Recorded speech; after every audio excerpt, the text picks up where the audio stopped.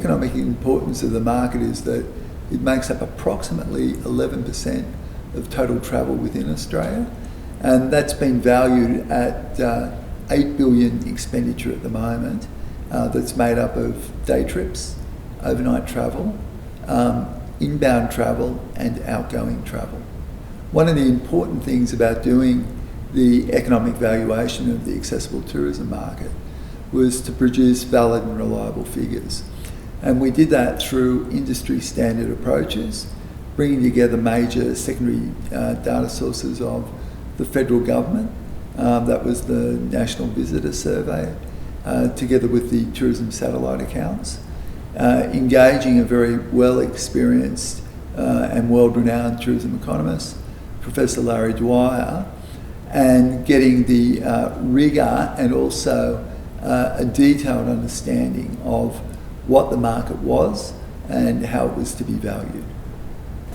When we were exploring the Disability Ageing and Carers Survey, which showed that approximately 19% of the Australian population had a disability, only 11% of those travelled.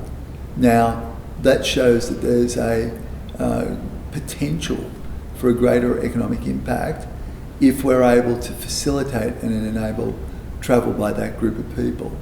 And that's been valued at an extra 3.5 to 4 billion if the industry and government get it right.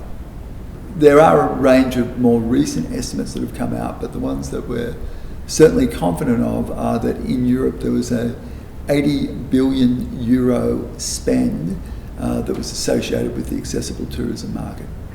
If Tourism New Zealand are to be serious, then they need to have a module on disability that allows the monitoring of not just numbers, but regional dispersion and a serious look at what the economic contribution is to New Zealand from accessible tourism already. Validated economic studies show that when you discriminate against a person with a disability, you're actually missing out on 3 to 4 people with a day trip and 3 to 5 people with an overnight stay. So it's not just the individual that you discriminate against, it's the group that they're travelling with, and of course the money that the group brings with them. From a business perspective, you've got to consider all dimensions of access. So the major ones being mobility, hearing, vision and cognitive, and be inclusive of those groups. They've each got their own customer service needs, they've each got their own requirements for information provision, and unless your front desk is ready to answer those questions, then you'll lose them at the first call.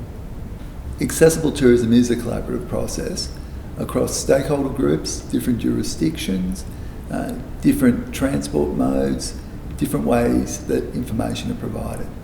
This type of project is not difficult to do, but what it requires is commitment and engagement by destination marketing authorities to make sure that their destinations are accessible for all.